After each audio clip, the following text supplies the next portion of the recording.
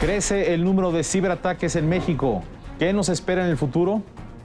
¿Cómo podemos las personas físicas protegernos de los ataques cibernéticos? Los ataques cibernéticos le provocan pérdidas al país por 7,000 millones de dólares al año.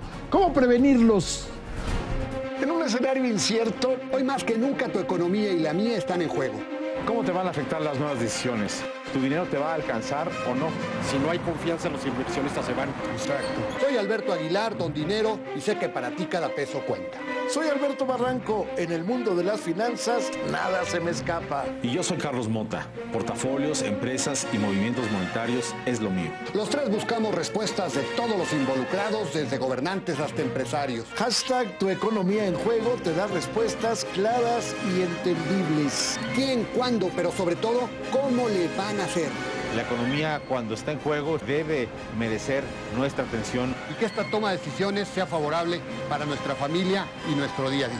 Por eso, hashtag Tu Economía en Juego comienza ya. Amigos, muy buenas noches. Pues ya estamos aquí en hashtag Tu Economía en Juego. Hoy vamos a platicar de un tema bastante interesante que tiene que ver con los ataques cibernéticos. Un tema pues muy moderno, un tema muy desafiante. Y esta noche nos acompaña Alejandro Delgado. Él es el director general de TotalSec. Alejandro, muchas gracias. Muy buenas noches. Gracias por acompañarnos. Gracias, Alberto, Carlos, Alberto. Y Un placer estar con ustedes. Alberto Barranco, como siempre. Muchas gracias, tocayo. Alberto, buenas noches. Gusto saludarte. Carlos Mota. Buenas Carlos, noches. buenas noches. Bueno, pues Alejandro, pues el tema de los ataques cibernéticos cada día se hace un tema, digamos, más tangible, más palpable. Recientemente vimos el caso de AXA, esta aseguradora que tuvo un ataque cibernético. No hace mucho vimos un tema que afectó al Banco de México y a algunas instituciones bancarias. ¿Qué tan complejo, qué tan difícil, qué tanto hemos avanzado en este tema? Yo te diría, Alberto, mira, el sector financiero mexicano es de los más invertidos, porque además de que está invertido, está regulado. Y eso quiere decir que han sido conscientes durante muchos años, un poco por conciencia y otra por obligación, a invertir en temas de ciberseguridad. Y eso está muy bien, eso los ha hecho un sector más fuerte, más protegido. Pero estos ejemplos que se dan, yo creo que no serán ni los únicos ni los últimos en nuestro país. Nos hablan de que hay todavía más oportunidad para seguir invirtiendo, para seguir haciendo cosas en materia de ciberseguridad en nuestro país, empezando por el sector financiero, que obviamente es el más atacado, pues es donde está el dinero y donde está la información más grande, pero no es el único sector que requiere inversión. Todos los sectores requieren inversión. Entonces, la moraleja de este caso que platicas de AXA, es cierto, del Banco de México, lo que nos dice a todos es un llamado a la acción. ¿Estamos haciendo lo que tenemos que hacer o podemos hacer más? ¿Qué pasa con estos casos? Si bien son investigaciones que están en proceso, que no han terminado, lo que sí sabemos es que los atacantes, que son muy especializados, que saben de su negocio, pues buscan el eslabón más débil. Los bancos en México están bien protegidos, están muy invertidos. El Banco Central, por supuesto que está invertido y está protegido. Pero ¿qué hay? Hay proveedores que dan servicio a los bancos, al Banco Central y a los bancos que se conectan con el Banco Central, los que operan en México. Y estos proveedores pues pueden llegar a ser el eslabón más débil. Y es un poco lo que ocurrió, de acuerdo a la información que se conoce en el caso del Banco de México. No es que hayan logrado penetrar al Banco de México, o alguno de los bancos que se conectan con el central, el SPEI. Y en el SPEI intervienen proveedores. Entonces, hay que proteger toda la cadena, todos los que están involucrados, para que no haya eslabones débiles. Ese es el secreto. ¿Cuál es, Alejandro, la realidad jurídicamente hablando de lo que esto implica para México? Porque yo veo que en otros países, notoriamente en Estados Unidos, cada semana hay revelaciones de que a tal empresa le robaron 500,000 datos de sus clientes, o a tal empresa a otra la hackearon, y esto entiendo que hay una obligatoriedad legal de hacer públicos estos ataques. En México no vemos, aunque entiendo que hay muchos ataques, pero no vemos esta revelación pública de lo que le ocurre a las empresas. Tienes razón, va para allá. El año pasado se liberó lo que será la ley, la que contempla ser la ley que regule la ciberseguridad nacional, y ahí sí ya se contemplan ese tipo de casos. Si hubo alguna fuga, filtro de información, la empresa que tenía esa información será sujeta a una multa, y una multa fuerte. ¿Dónde empezó en México? Otra vez en el sector financiero, por razones obvias. ¿Es exclusivo del sector financiero? No. Claro que no. todo aquel que tenga información, que cualquier empresa para operar necesita información, estamos todos de acuerdo. No, son Y como supermercado, clientes por nos ejemplo, piden ¿no? información y cada vez más, ¿no? Un nombre, dirección, tarjeta de crédito, código de verificación y muchas cosas más. Qué bueno que lo piden porque necesitan eso para operar, pero también tienen una obligación de cuidar esa información. ¿Qué pasa cuando una empresa no tiene todos los elementos para protegerse? ¿Se podría hablar de situaciones que afecten al cliente, a la empresa? Por ejemplo, en el caso del cibercomercio, del comercio, del e-comercio, que en su momento pues, ha venido creciendo mucho, pero yo siento que todavía hay resabios de cierta temor de meterse a ese escenario. ¿Qué le podríamos decir a la gente para asegurarse? Bueno, yo creo que las personas, por supuesto, tenemos una obligación también de irnos cuidando cada vez más, porque a todos nos encanta la conectividad y nos encanta la era digital y nos encanta hacer cosas con smartphones y con computadoras y con tabletas, eso está muy bien. Y las empresas cada vez se digitalizan más. Ahora dicen, y te puedo cobrar con tarjeta de crédito, te puedo cobrar a través de tu teléfono celular, todo eso está muy bien. Esto no va en contra de la digitalización ni de la conectividad. Yo creo que el mensaje es primero, para todas las empresas que operan en nuestro país, por supuesto que tienen información propia y de clientes. Estas empresas están obligadas a cuidar su información y cuidar sobre todo la información de los clientes. Entonces, un primer mensaje sería para un usuario normal, es ¿con qué empresa, a qué empresa le estás confiando tu información? Esa es la primera. Y la empresa que da servicios y que opera en nuestro país, pues por supuesto que debe tener la obligación de cuidar la información de sus clientes. Porque qué bueno que tengan mucha información, qué malo que la pierdan. Ese es el mensaje, no. De nuevo, no es que estemos nosotros, los especialistas en ciberseguridad, en contra de la digitalización. Es más, la apoyamos. Qué bueno que cada vez hay más mexicanos conectados, Claro. qué bueno que hay más acceso a nuevas tecnologías. Eso es maravilloso. El tema es que esa es una parte de la cara muy buena y la otra parte de la moneda, la otra cara de la moneda, es que sería mucho mejor que estemos digitalizados pero protegidos, que no están peleadas una con la otra.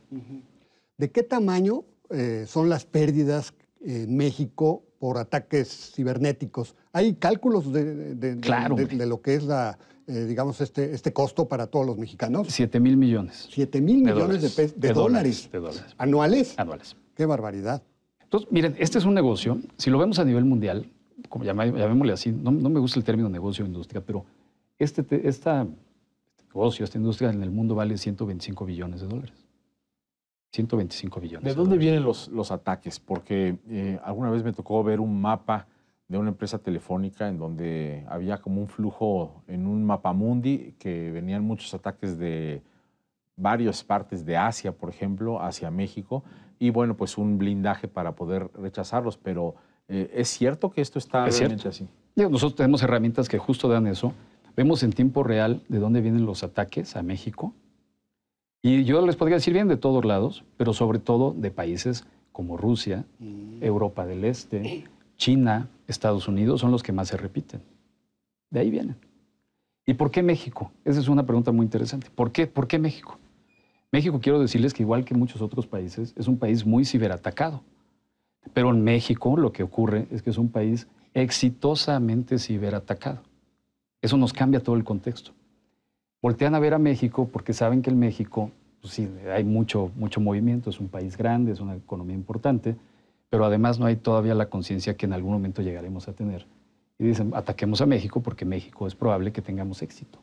En los días previos a la elección del 1 de julio, el INE garantizaba que había metido todos los candados para evitar cualquier ciberataque. ¿Realmente se puede ser inmune a esto? Yo creo que se puede minimizar el riesgo, es cierto. Inmune es muy complicado, pero sí, en el caso del INE lo que sabemos es que trabajaron con mucha anticipación, vigilando por todos los ángulos que no hubiera filtración de información, que estuviera todo protegido. Y así fue. Fue una jornada en ese sentido limpia, una jornada blanca. No podemos cantar victoria. Yo creo que esto es algo muy interesante de la ciberseguridad, que es la medicina de la ciberdelincuencia. Es como la vacuna para la ciberdelincuencia, la ciberseguridad. ¿Qué sí podemos decir? Que ayer no fuimos exitosamente atacados. Pero no podemos cantar victoria. ¿Quién está más en riesgo, Alejandro? Las instituciones, ahora mencionaban el INE, pero bueno, está el Ejército, la Policía, la Marina Armada de México, están por supuesto las empresas de las que hablamos al principio, instituciones educativas. Las Por ciudades, supuesto. ¿no? Las ciudades. Las ciudades mismas. ¿Qué pasa? Como a nivel país, todo lo que consideramos en un país misión crítica, desde el suministro de combustible, desde la operación aeroportuaria, desde los puertos marítimos, todas las subestaciones eléctricas, el suministro de energía en nuestro país, todo eso por supuesto que es un blanco para los hackers interesante. ¿Qué debe hacer una empresa para protegerse mínimamente? 3 cosas. Uno, bueno, primero, estar conscientes de que esto pasa en nuestro país y no solo en otras latitudes, que antes lo leíamos fuera de México y ahora sí lo leemos en nuestro país, cada vez hay más casos. No todavía hemos llegado no hemos llegado todavía al grado de otros países, pero empieza a haber ataques. Entonces, primero, estar conscientes de que esto pasa y pasa aquí en este país, que no es un tema de ciencia ficción, no lo es, ya pasa y es una realidad.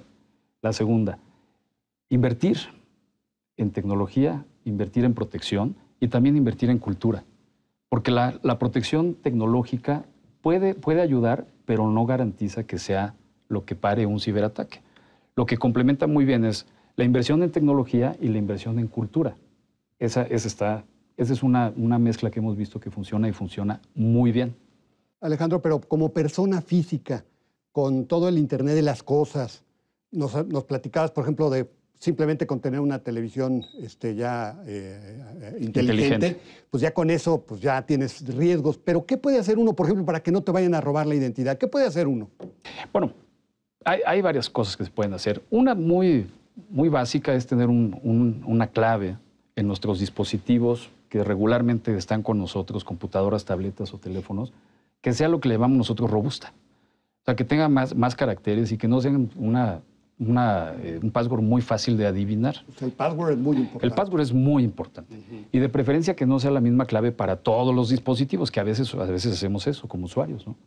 Que usamos la misma clave para todo. Sí, bueno, porque pues no eso se te olvida, entonces tienes problemas, ¿no? Y si fueron apuntarla. capaces de vulnerar en un dispositivo de nosotros y es la misma clave para todos los dispositivos, ya tienen acceso a todo. Esa es la primera. La segunda, ser muy cuidadosos también con dónde nos conectamos. Hay muchas redes de Wi-Fi no seguras. Y la misma red de Wi-Fi, a veces cuando nos conectamos, dice con toda precisión, red no segura. Si estamos en una red no segura, pues de preferencia no hacer cosas de banca electrónica o temas delicados de nosotros mismos. O navegación a veces en redes sociales o intercambio de correos electrónicos sensibles. Eso no hay que hacerlo. Se podría... no, perdón. Adelante, Carlos. No, pienso que sí se podría presumir que con lo que hemos escuchado que ha sido incremental, el próximo año, 2019 y tal, vamos a estar escuchando cada vez casos más graves como estos de AXA, como lo que ocurrió con el SPEI Banco de México. ¿Es previsible que esto sea así? Lo que nos está pasando es que la conectividad sigue avanzando con paso acelerado en México y lo vemos, cada vez hay más personas con teléfonos inteligentes, cada vez hay más personas con internet en sus casas, cada vez hay más empresas que operan de forma digital. Entonces, la brecha entre lo digital y la ciberprotección, pues cada vez está siendo un poquito más grande. Entonces, entre todos tenemos que hacer que esa brecha se reduzca.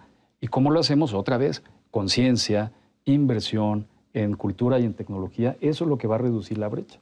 Yo creo que México va a ser un país sumamente conectado, porque somos muy dados a estar conectados. Nos gusta la conectividad y otra vez eso es maravilloso, pero hay que protegernos.